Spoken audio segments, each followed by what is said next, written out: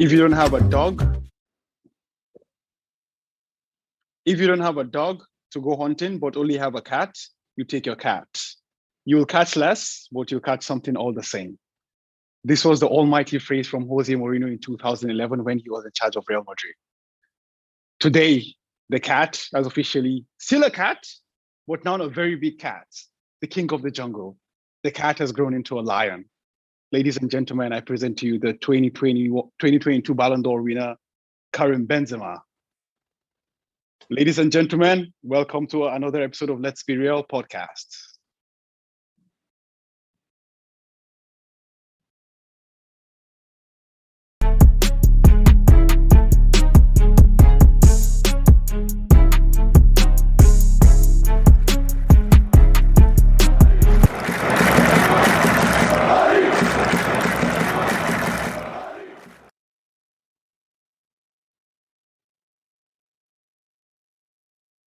Welcome back once again. So there is only one place to start, and that's King Karim. Karim the Dream, as Julian Laurent likes to say. This is the crowning moment. This is what they say, like when the cream rises to the top of the milk. This is that. I do remember, last year we were having discussions, in the group about what are the chances of, Karim Benzema winning the Ballon d'Or, and everyone was like, yeah, a podium finish would have been, something, as a satisfactory reward. And to be honest, I personally, never expected, to hit even a different level, like coming clutch in this very, very, entice that actually that's the definition of Ballon d'Or, because I think we got used to, seeing both Cristiano and Messi win, and we take this for granted, what the Ballon d'Or actually meant, but this is what it means, you can remember, with Ronaldo in 02, with Zidane in 98, with Dino in 06, these are players that come, clutch in very, very, precise moment, in very high octane, high pressure situations. These are players that rise above everyone else, that show themselves that we are the best of the very best, So that last season was exactly what Karim Benzema has done for Real Madrid. And to be honest, I never, ever, ever expected, to be, associating Karim Benzema with the Ballon d'Or. I don't know what's your guys' take is, but before we dive into anything, let's just, gauge the temperature of the room. Javier, how are you doing today? As you can see, happy, my man. Finally, this Ballon d'Or was in the making for the past 12 years, I think. Yep. Shout out to our king. As you said, well deserved. This is one of the most easiest Ballon d'Or choices in the recent memory. We came from a lot of, a couple of years with some doubts, and today wasn't any doubt at all. I think Karim Benzema has one of the best seasons ever, and I think, as you said, some of us doubt of his potential in his early stages, but then he develops and develops and develops. And last season he was like, no, man, this is my time to be in the spotlight. And he brightened like a massive supernova, Yeah. I'm happy. I'm happy for him. I'm happy for the team. And I think this is a well-deserved honor, an individual honor, but man, it feels like a victory to all of us, Shout out to our king. Yes. Karim the Dream. That's Written an in gold amazing as well. jersey. Come on. Exactly, written in gold, just like the golden ball itself. My man, Edu, let me come to you, man. Let's see what's the temperature like, man. There's a big smile on my face. My heart is easy. It's full. It was amazing just to see Zidane hand over the Ballon d'Or to Benzema. Exactly. It was just so poetic. It was amazing. And the video afterwards, goosebumps, man. Absolute goosebumps. I mean, the man carried the team, carried the game, and carried our season, carried us to La Liga, carried us to another amazing UCL, like blistering performances day in and day out for one complete season. Just it left no doubts there. I mean, the closest second wasn't even a second. It was just miles off. I think it was like 1/4 of the votes or 1/3 of the votes or something. It wasn't even close. It was so unanimous that it felt good to watch. It felt well deserved and absolutely buzzing, man. My words keep going out of place, but yeah, that's how happy I am. So pumped, so pumped. Yeah, come on. Yeah, man, you definitely described it, man. Like, I don't think there's any word in the English vocabulary, man. I think even, the king of England, man, would also, concur to that we don't have an adjective actually to currently describe, the euphoria that we're feeling right now, the long way Karim has come from. And, as you guys rightly pointed out, like it was a crowning and it was a befitting moment that, that award was given to Karim Benzema by the one and only Zinedine Zidane, his big brother, as he calls him, because I think that's I think other than Perez being at Madrid as well, I think one of his biggest supporters have always been Zizou. Even Always, when he went always. through when he went through the down spell of I think 5 league goals a season and all this and what is not, like he's always Zizou has always been there. Zizou has always been someone who patted him on the back, and that's the thing, like Zizou was the last Frenchman to win it, and giving it to the next Frenchman to win it. So like that was really great, guys. That was really great. Absolutely amazing. I just Just, want to just pose this to you guys though, before we continue the discussion. Like, how good was our 2009 transfer window though? I mean, we had legendary, Kaká, man. There's nothing like it. Ronaldo, Yeah. and now Benzema. These are 3 Ballon d'Or winners, man, in that window. I mean, Yeah.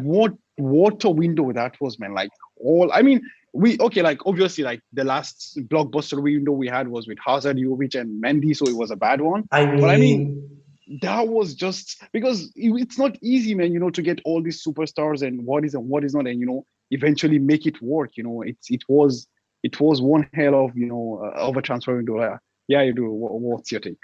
it's one of those times where Galacticos, the word actually works out. We won, Uh, we uh, won over the galaxy with these players, man. It's uh, quite nice, you know. It's a legendary transfer window. Nothing like that has been done since in football.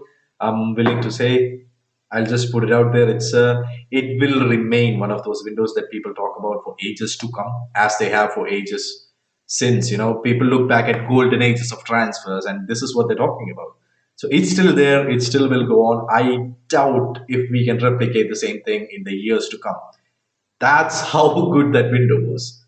Yeah, and what else is there to say about it? I mean, I mean, another I would Ballon just d'Or winner. Another Ballon exactly, d'Or winner. What exactly, the hell? exactly. Yeah. So that's the thing. Like I would just like I'd like to go to Javier now. Because he has the name of Benzema. Reaching in gold. I just want him to like briefly take us through what Benzema meant for Real Madrid. Since the departure of Cristiano Ronaldo, how he's developed into that leader. How he's become a talisman, a spiritual leader, a physical leader. Yeah. Javier, I just leave the floor to you. Uh, how to describe this man? It's it's more than a football player. I think if we try to understand what it means, we need to go to phases. The first phase was a very young kid from France, then came only by the recommendation of Zidane, because as you said, Zidane was the first one that said to Florentino and Real Madrid board, like, you need to sign this kid, and he supported his entire career from the get-go. And then this kid from Lyon starts to play in the biggest team in the world, surrounded by Ballon d'Or winners, and it's not an easy thing to do. And he understands and keep moving, and then goes to a down low, because they say, well, you already have your adjustment time, and then you need to be the star, the center forward. But he was never a center forward, and that's the reason why it starts to get a lot of bad media and bad communication, because they think that this is the number 9. He wants the number 9 and he needs to score so many goals.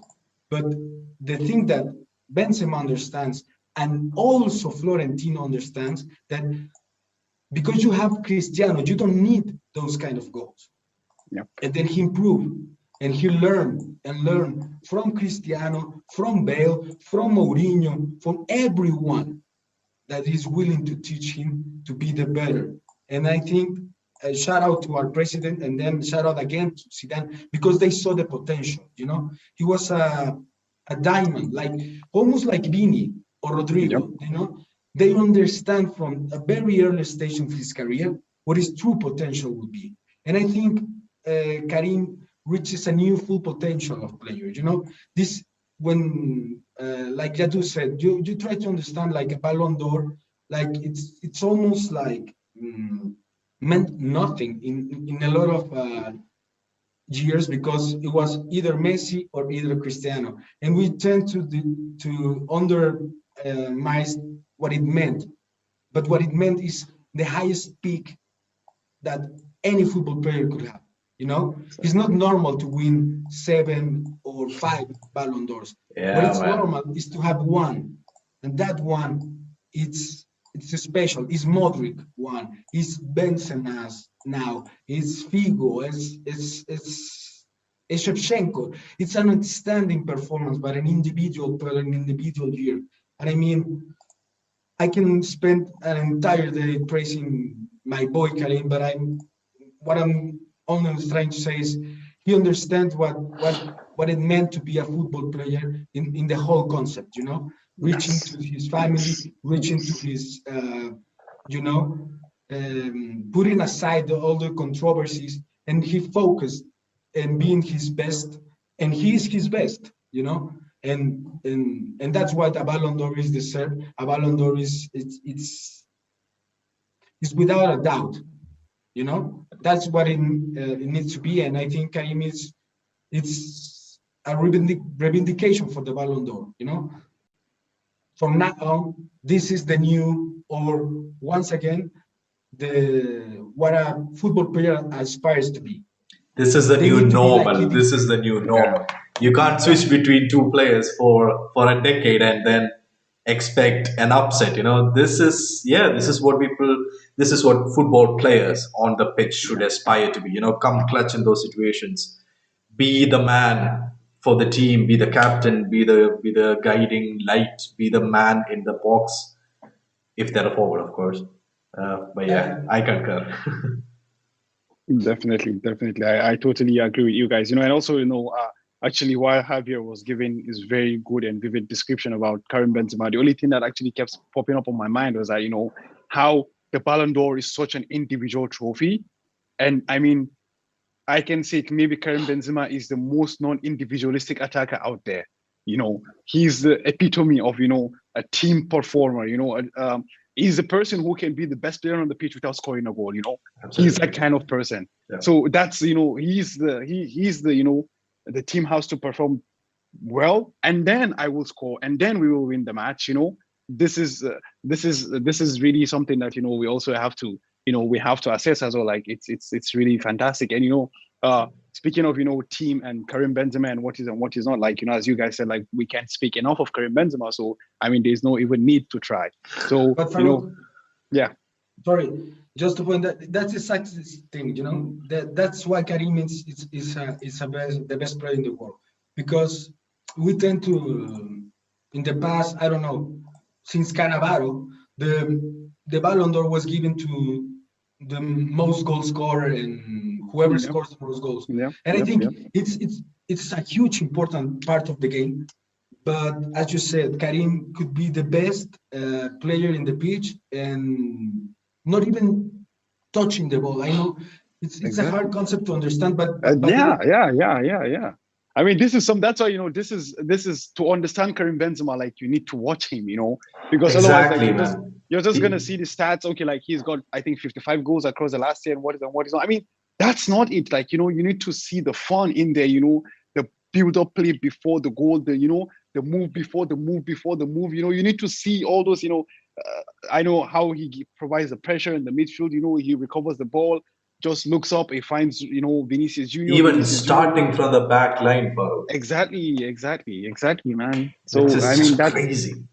it's so phenomenal, man. Like it's so great that like these people who are not like I would say egoistic superstars, like they're also being rewarded. I mean, it was very good that we saw like Luka Modric won in 18, and now in 22 as well. We're seeing people like Karim Benzema winning. I just dread the day we'll go back to the days where the likes of Kylian Mbappe start to win again. I mean, God forbid, but it's gonna happen. Anyways, that's a story for another time. Yeah. So speaking of team and what is now, what do you guys make of the ranking of our other players on the list? Though, I mean, if I'm not mistaken, we have Vini at 8, right?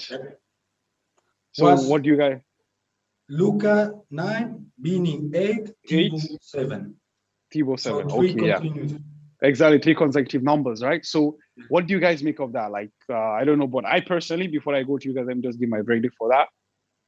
I felt Thibaut Courtois made a record 56 saves in the Champions League. Okay, and Yeah. literally against these attackers you're placing ahead of him, be it Yeah. Mohamed Salah, be it Kevin De Bruyne. I mean, why? I couldn't understand that, to be honest. I really, really couldn't understand that. And I also felt like Vini's ranking was quite low, as well as Luka Mhm. Modric, because in my opinion, actually, as I said before, also during the European Player of the Year, I could not understand the whole force around Kevin De Bruyne if there isn't any force around Luka Modric, in my opinion. I feel like our players like totally deserved to be very close to the podium. At least Thibaut should be in the top 5. I mean, I will be satisfied with that. At least Thibaut should have been in the top 5. I don't know what you guys think, Javier. I mean, I'm gonna switch from the hype of Karim to the bullshit that is the other ranking. First of all, Tony Kroos is not even the third most candidate. What? I mean, How? will you tell me that there are 30 players who were better than Tony Kroos last year? What are 30 players? Who are they? Tell me who. No, They impossible. they put some random guys and they try to think that we don't saw this game. But I mean, the only one I think is some one up, one down is Luca. I think ninth place is somehow debatable, but I will allow it. Bini should be higher, maybe as a 6 or 7, but it's not that far off. What it's completely bullshit is Thibaut Courtois. I just said how much than a goalkeeper can do. They want Exactly. that Thibaut to score goals or what? It's Exactly. Exactly. disrespectful to goalkeepers, man. They do this every time. They just made up a different award altogether, just as a Yeah, consolation prize. But this is it's so much bullshit that it hurts. they have this Yashin award, and that's their way, like they saying this is the best goalkeeper. Like if we wasn't part of the team or part of the game, the goalkeeper is a part of the team, and it's a football player like any other guy. Yep. So Yep. if they want to give an award for position, then do so, Yeah. and then the defenders and midfielders and attackers. But this is bullshit. Thibaut Courtois deserves at least the podium. And I say at least because for me, he's debatable in the second place. Mane has an extended season, and the the African Cup pays him a lot. But Mhm. it's in the same regard as Messi's when he won the Exactly. The Copa The America, right? Copa, Yeah. yeah. Copa America. Yeah. Yeah. Why How is can Kevin De you Bruyne number three? compare two different players that don't play in the same kind of competitions? It's not the same that you go to the World Cup for at least everyone are allowed to participate. I mean, Copa America, it's hard. African Cup is hard, European Cup is hard, but it's not the same. It's not could any did not everyone deserves this kind of praise. So maybe it's Karim first. For me, debatable. I will put Mane, but Thibaut deserves their place. This For is a our lottery for our for of our years. listeners to actually understand how unfair it is, I'll just read the list, Javier, if that's okay. Yeah, yeah. So number one, Karim Benzema. I mean, hey, who saw it coming and all that. Number two is Sadio Mane. Number three is Kevin De Bruyne. Now that's dicey. Number four is Robert Lewandowski. Also dicey. Number five, Mo Salah. Number six, Kylian Mbappe. Number 7, Thibaut Courtois. Number 8, Vinny Jr. Number 9, Luka Modric. Number 10, Erling Haaland. So I think what happened here is that football fans are known to be, um, their memory is deemed to be short-lived. Yep. So Yep. it's heavily biased with what is happening or what has happened this season because the voting gets biased all the time. It's humans who are voting, and human memory, as always, is fallible, and that's why there's a bias, and that's why you see this, definite fall in the rankings that Thibaut Courtois should have had. It's easily top three, even in my book. I agree with Javier. But this is what I think has happened in the mind of the journalists. I come back to you, Farooq. What do you think about this? Yeah, sure, man. I think, to be honest, like as I said, like I mean, for me, I would have accepted a top five, to be honest, like the top five finish. But as I said, also like I couldn't understand what the fuss was about Kevin De Bruyne last year because he got lost in the most important game. Although I would say he wasn't fit as well, but then it's a team game, So I actually, I totally couldn't. I do not agree with him finishing number 3 on the list, but then that's just my opinion. It's not. I totally rate him very highly, but I mean for last season, hell no, for sure no. Considering He's a the good places player, that but is that enough to rank his season on? exactly. So that's the thing, like that. It's now almost also like as you guys said as well. It's like a popularity contest as well. Like people also vote on based on that. Okay, yeah, and there's always a sort of like how would I put it, EPL bias these days that's just going around, especially for teams like City and Liverpool. So like there's a lot of bias that goes around there. And yeah, it is what it is, unfortunately. Funny, There's nothing funny I you can should say. say that, Farooq. Funny you should say that. I mean that there is a bias going on around, but No, I no, mean no, no, no. The only reason I say I that know, is I know, I because know, I of know, the I know. best club ranking. Please, Farooq, please announce the winners of the best club. Who are the first three So places? apparently some people felt that winning the league and the Champions League is not good enough to be the best club. The best club has to be Man City because they have Pep Guardiola, followed by Jurgen Klopp's Liverpool, and then Ancelotti's Real Madrid. This Okay, is the okay, ranking okay, of the top okay. 3 clubs. Man City won the EPL and some domestic, something. What did Liverpool win? Also some domestic thing. Oh, we won the Yep, they won domestic and the UCL. I think. the Oh Champions no, League as well. not enough. I mean, what do we win now? Do we go to the EPL and beat them? We already did that in the UCL. Exactly, that's We the beat whole top point. I one, mean, we top two, literally top three. We we steamrolled slaughtered them. EPL on our way to the title, man. It was Chelsea, it was City, it was Liverpool, man. What else do they want us to do, man? I mean, we literally won the Premier League, man. That's the whole point.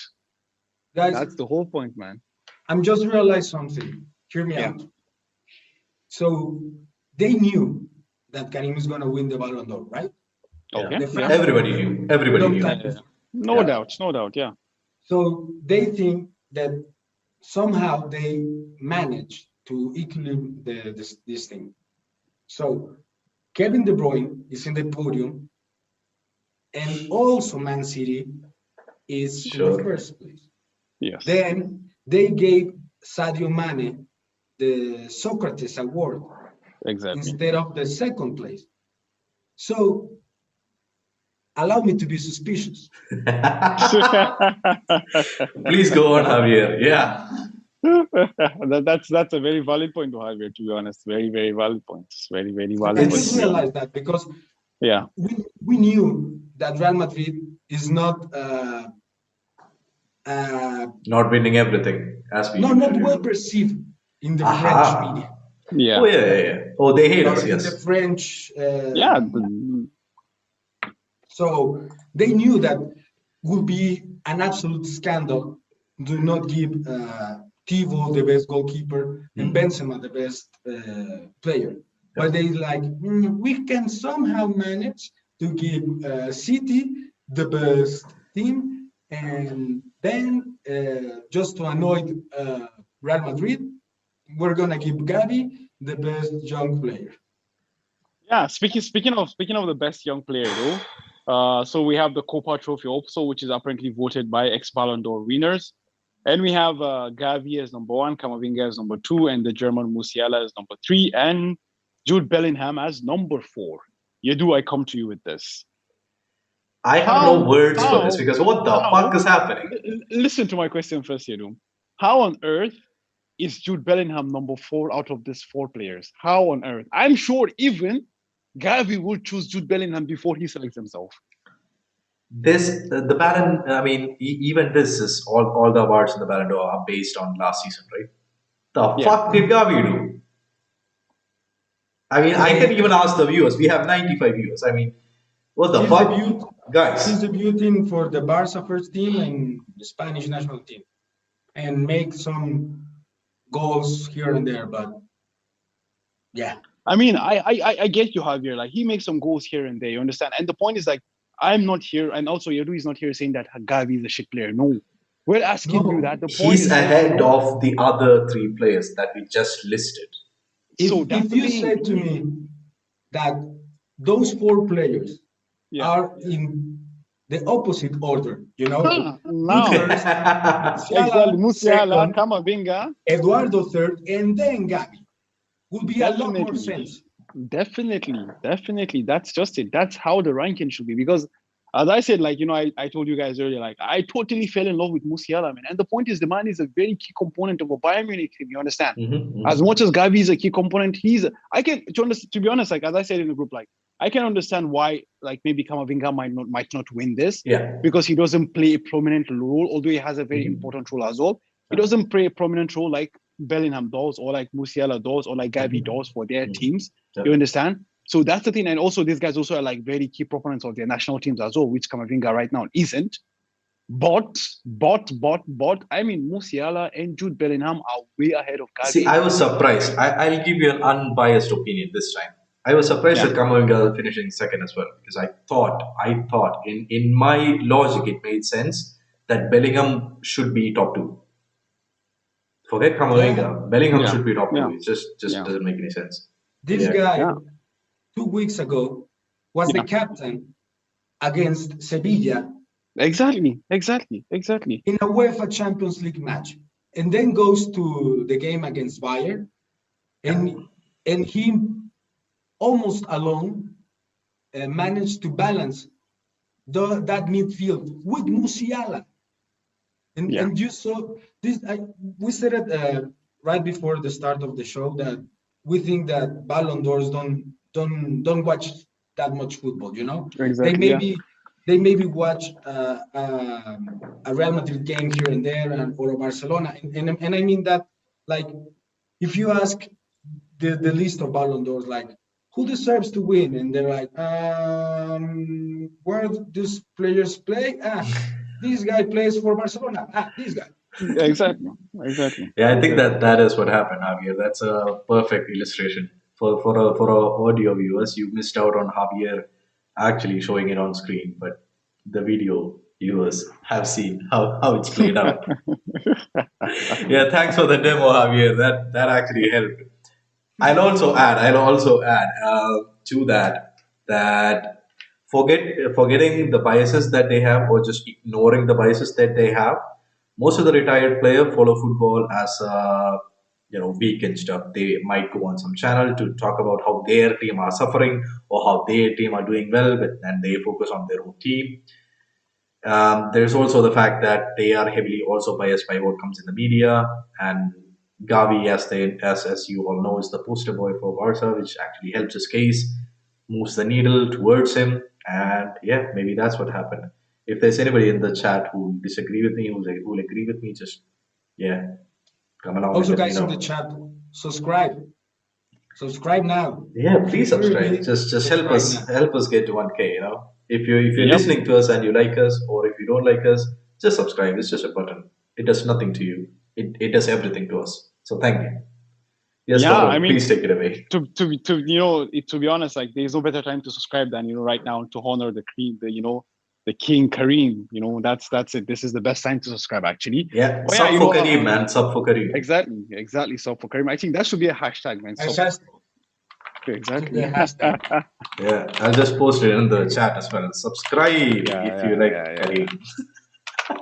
Yeah, actually, I think we have Sunaid is in the chat saying stop the Liverpool agenda, Farouk. Yeah, shit. Okay, Sunaid, we all know what you think.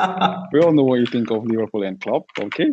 Anyways, yeah. So moving on. So actually, I'm gonna pose a question to you guys. We talked about some of these teams already.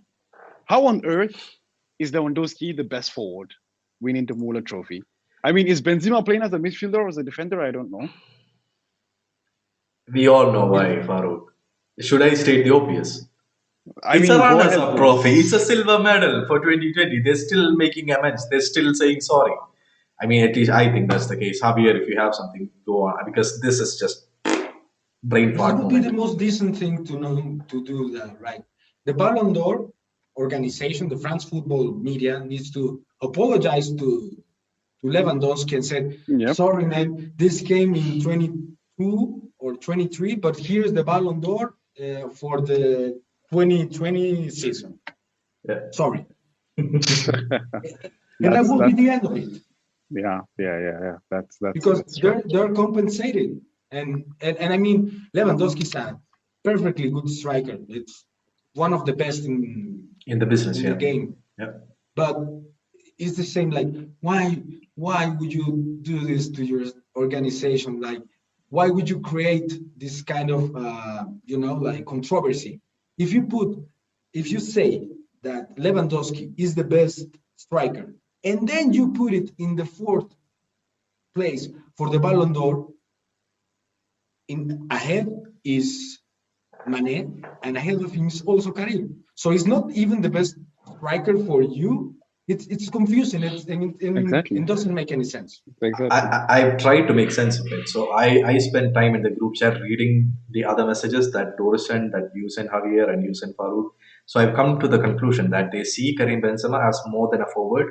So that's why he is not the best forward, but he's ahead of all the other forwards. You know, they see Karim Benzema as more of a complete player than any of the others in the list. So maybe that's why. Maybe if they I choose to believe that. Yeah, I choose to believe that.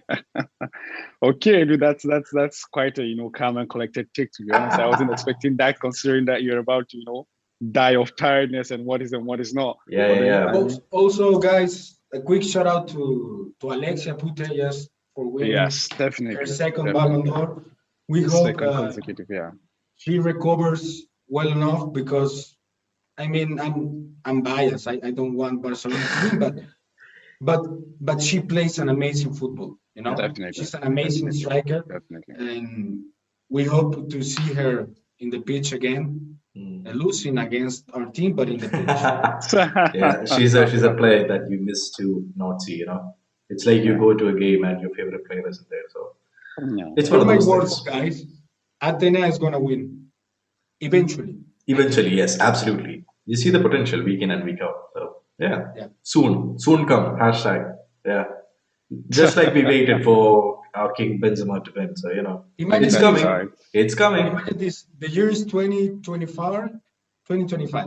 Bini and Atenea. Oh, wow. Okay, then Man I'm going to City write won. this down. I'm going to write this down. And then Man And, City won the team of the year. and Man City still wins Team of the Year. Yeah. That's actually the best take I've heard Because they on scored this like podcast. 12 goals against Brentford or something like that. Actually, you do. There's this bot on Reddit that goes like, remind me in 3 years or remind me in 4 years, Yeah. kind of thing. Yeah. Exactly. Just do that to yourself and remind me in 2025, and let's see what's happening with Vini and Atenia and see how it goes. Yeah. I think it was a well-deserved victory for Alexis Putellas again. And I actually, as you guys rightly said, like she got injured on the eve of the World Cup. It was really heartbreaking and really sad. So the Spanish team, which was a favorite, all of a sudden losing the best player, it's so demoralizing. I think they went out in the quarters of the Euros and stuff like that. Yeah, so hopefully we wish her to be, back fit and firing. So when we beat Barcelona, they don't have excuses like, oh, Putellas was injured sometimes, so that's why we couldn't, So the excuses are out of the window. Yeah, guys. So let's we've won, Before so- we move on, Farooq, Yeah. we've had a poll running for 16 minutes. To our viewers, who would you vote for the best club in the world? In brackets, I wrote, we think the rankings were unfair. And true to our Real Madrid podcast, we have all the votes for Real Madrid, so it's 100%. So we win, guys. So there you go. Come on. I mean, this is the most unbiased poll I've ever seen in my life. Oh, absolutely, Fair man. play. Nobody has any hidden agenda. Exactly. So everybody's exactly, voting man. for Real Fair Madrid. Fair play, fair play, fair play, fair play. So speaking of Real Madrid, let's come back to the team. We've won the Ballon d'Or now, so we have to focus again back to business. We're coming back on the back of a very very successful Clasico. Now we have another Ballon d'Or in the bag, and now we're moving on to Elche. We're gonna travel to Elche on Wednesday. To in the hope of continuing our unbeaten start to the season and extending our lead at the top of the table. So actually, I don't know if you guys know this, but actually last time we struggled against Elche actually quite a lot because we actually had to, win in the 92nd minute, if I'm not mistaken. Header from Militao was what won Exactly. us the game. 90 plus 2. Exactly, in the 92nd minute because we were 2-0 down. And the one interesting thing about Elche also is this now. Elche are at the bottom of the table, win less than 5, and they've conceded 4 penalties in the last 5 games.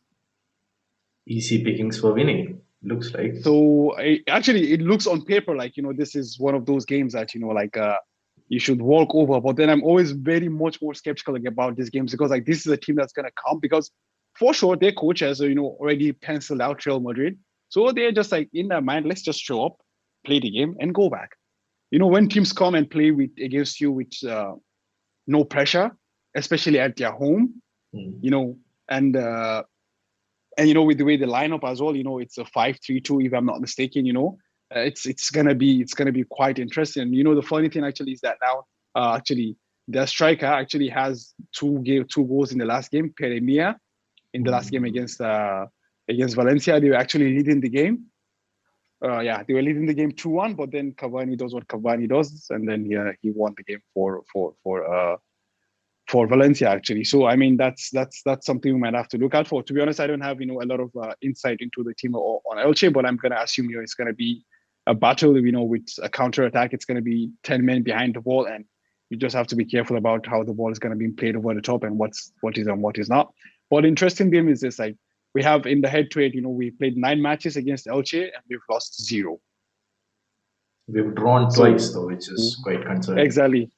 7 wins and two draws. But two draws, yeah, exactly. But I mean, the thing now becomes that the 2 draws actually came in the last 3 seasons. So in January, we were held to the 2-2 draw. Exactly. In January, we were held to 2-2 draw, and then actually in 30th of December 2020, we were held to a 1-1 draw, and at Elche this time around, not at the Bernabeu. So we are going to Elche again on Wednesday. So Javier, what's your take? What do you think is going to happen on Wednesday? If you ask me at the start of the season what I would think of the Elche game, I would say 11 men behind the ball and a lot of struggle. But in this moment, Elche has the need to win. Yes. Every game. So we said it in the past post matches against teams that are in the low part of the table that their tournament is not against Real Madrid. But for Elche it is, because as you said, it's the bottom of the table and they need to win. They would rather not against Real Madrid to be this attacking force, but they need to. So I will first of all, I will think that Elche is going to attack. At least they are going to try.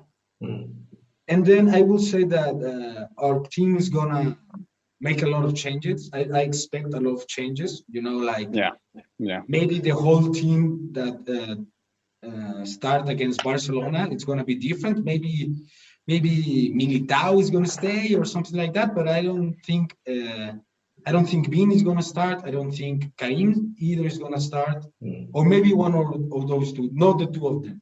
And then I will expect an easy win just because for the hype that what it meant to our team to win the Ballon d'Or for Karim.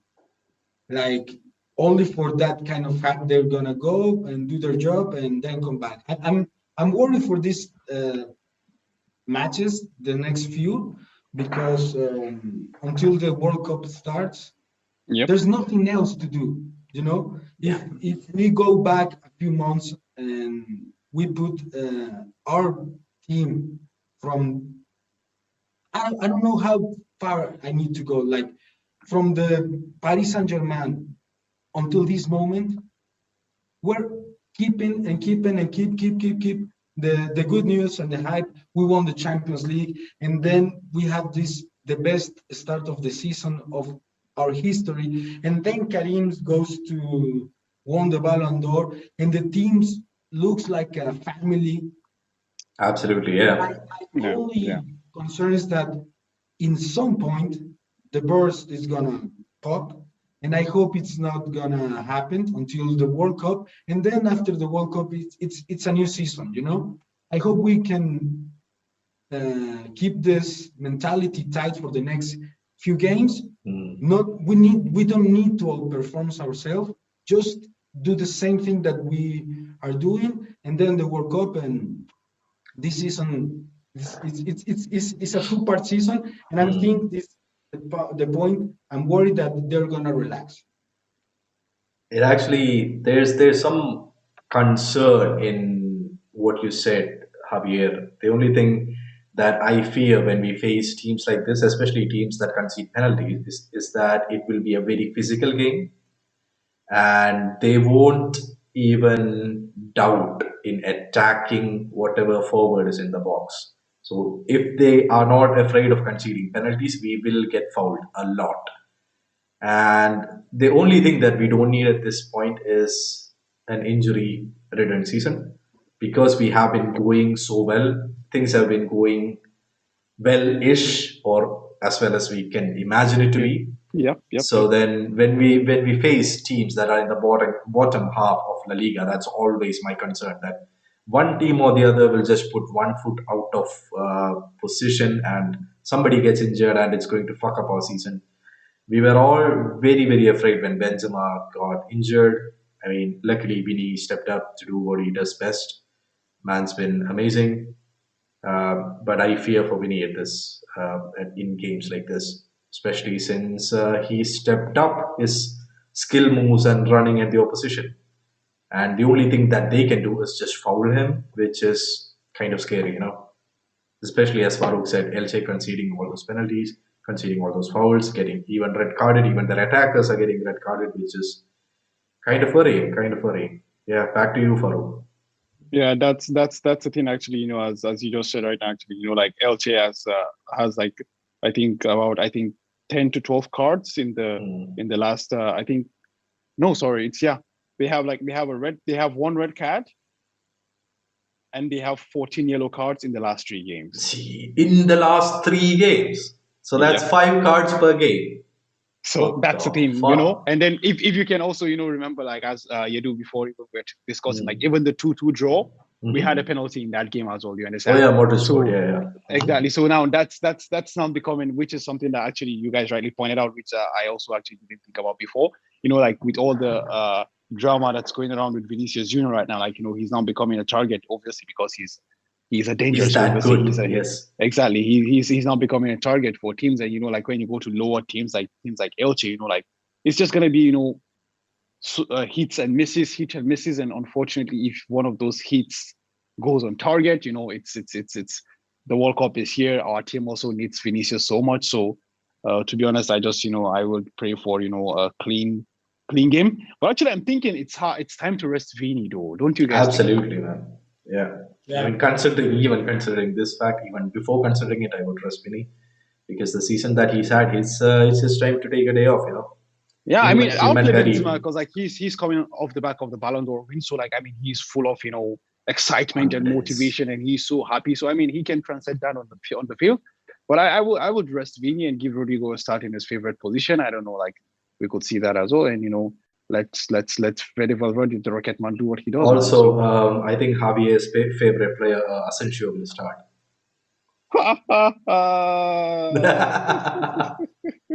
okay, okay, no, okay, I think Asensio is okay. gonna start. Yeah, Yeah, yeah, most definitely. know.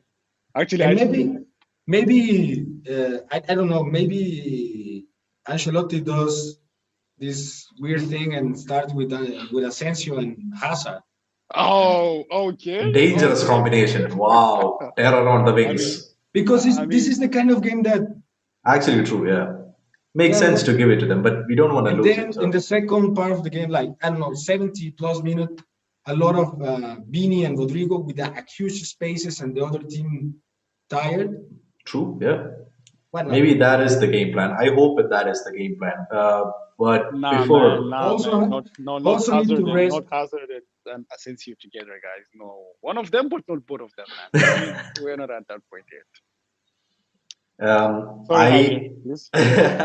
I also think that Danny Ceballos gets a start, but that's just my prediction because Is he Ceballos back? I I know think Ceballos is out till is I he think still he's injured December, still right? out of injury. Yeah, I think he's out till December. till Ceballos. December. Okay, Yeah, till okay. post World Cup. Yeah, Ceballos is Oh, out. that is tough.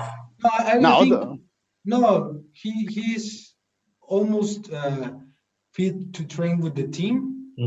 So So that's what I maybe, last read. So that's what I thought. yeah, maybe he plays a little until the World Cup. He's not going to the World Cup either way. So exactly. Yeah, That's true. yeah, That's yeah, yeah, true. That yeah. is true. Well, I think that's it's not bad. time for maybe Vallejo and Nacho. I mean, a lot of changes. Maybe Odriozola plays this game for any reason, and It's been some oh, time since we've seen Odriozola in a white shirt. Exactly. It's Yeah, been some exactly, time. exactly. and I he's think not maybe that bad. this might be. No, no, he's not bad. It's just his position is usually taken by players who are more trusted by the It's like fans as well as the team. Yeah, it's like a Sergio Roberto. It's not bad, but it's not that. It's not that good enough. Yeah, Yeah, I Yeah, get yeah, he's it. that's not a true. Real Madrid player. Yeah, yeah, yeah. That's very true. He's a Actually, that's very backup true. player. I hope my guy Asensio scores and Scores an absolute banger. His two goals of the season. One and we renew rocketed, him, and then we renew him, and then and he he's goes to just the camera and dedicates to goal to me. to you. Yeah, yeah, yeah. That's going to happen. Yeah, I'm absolutely, gonna man. speak in Spanish. Yeah. Asensio, si escuchas esto, por favor, dedícame un gol. I Okay, said, Mr. if Marco you Asensio, if if you you're listening. if you listen, please dedicate the goal to me. I was about to translate it, but then Javier, you have it. So just your translation is Perfect, better. man. What can I say? Perfect. What Yeah. can I say? What can I And say? Rudiger back on the pitch. Yes or no, Exactly. boys? Yeah, definitely. I mean, after the dance, for sure, man. The man has to come back, man. I The man need. has. I think he's gonna start in the right back. Oh, Hmm. bold prediction. Okay. Yeah, Kavahar like being rested would make sense. Yeah. yeah, Carvajal and I said it. Nacho and maybe Militao, or even Nacho and Vallejo. Hmm. That's Wow. actually bold Ancelotti, because because we play against what, Sevilla on the weekend. Yeah, we play Sevilla on Sunday. Yeah, Sevilla is a much tougher game. We So play Sevilla on if you could Sunday. Yeah. rest them, rest them. And also, I think Elche is a long trip from Madrid. But you're okay. Okay. But long in terms of in terms of Spain. Spain, yeah, in terms of Spain, Spain's. Well, I mean, you guys actually are, totally destabilizing the team. I wouldn't go with that because one thing we've seen with Carlo is that like he always maintains, a certain, kind of core of the team and just, moves around some pieces. Like he doesn't totally rip everything apart. So I mean, I'll go with maybe Lucas Vasquez at right back and like Is he back Nacho though? Rodriguez. Is Lucas Vasquez back? He Vasquez? was injured, no? No, I thought he was training together before the Clasico. I thought I read something about him training or something like that. Anyways, then if that's the case, then I think I will still go with Carvajal, but I would take out, one of the centre backs and put in Rudiger, or maybe you might even see, the all three centre backs with David Alaba playing as a left back. That can be something as well. That can be. I think also it's going to be, a midfield of Chouameni, I think Camavinga, and I think Fede will play. I think Kroos and Modric might not start the game. They might be called on later on during the game or something like this. And I think for the forward, I will still go with Benzema and Rodrigo and one of Hazard or Hazard or Asensio. I don't think we would change that much, but then I totally understand you guys' points as well. But I mean, let's see how the game goes. Let's see how it goes. I think how much does it? Sorry, the World Cup starts in what? November 20? No, November 20. Yeah, it's on a Sunday, I guess. November 20. I think is it a Sunday or what is it? Well, it's 1 month from now. So they need to concentrate like 2 weeks. No, I think no one that has the potential to play a World Cup is gonna risk anymore. Definitely. No one. Definitely. And our Absolutely. team has like, I don't know, 12 potential World Cup players, and we have to understand that like Lunin is gonna play, except for the game on Sunday. Sorry, my dogs are barking, and They agree. and no one will, yeah, they agree with me, and no one will risk anything, and Yep. Ancelotti knows that. So I think that he is gonna rotate even more than he used to, because some players like Nacho or Vallejo that they knew that not gonna play, they like, hey, if you ask me, I will give my 100%. Oh, Nacho especially, man. Nacho's one player you can depend on any day of the week. Just he comes in, Definitely. does his And he job, deserves, no in my complaints. opinion, he deserves to go to the World Cup, but it's Luis Enrique's decision. So Yeah, maybe Enrique knows more. yeah, he knew that Kaiser Garcia is better. So Yeah. Maybe to that's it. anyone for the Germans and Costa Rica and Japan, they will Yeah, agree with us. yeah. Definitely. Eric Garcia every day of the week, man. Definitely. Eric Garcia scamming a living. But anyway, we have a poll running again on the. If you guys want to vote, predictions for the Elche game. The first prediction is easy win, unbeaten forever, which now has the most number of votes. The second option is tough game, maybe draw, which doesn't have any votes. And the third option is we choke against all expectations, which also doesn't have any votes. So people are in a good mood. It seems, that the general perception is that we're on top of the world. Karim Benzema winning the Ballon d'Or, as we Exactly. keep reminding people, as people keep reminding us to post. We've also had some requests on our Instagram. So if you guys want to follow us there, let us know what we should be talking about. If we are not talking about your favorite subjects, or if you think we should have more discussions about something else, just let us know. And yeah, vote for the poll. Let's see what you guys think. Those who haven't voted, please jump in and vote. Do the stuff. Let us know. Yeah. Okay. So speaking of predictions, I think it's about time we also start to move towards wrapping things up.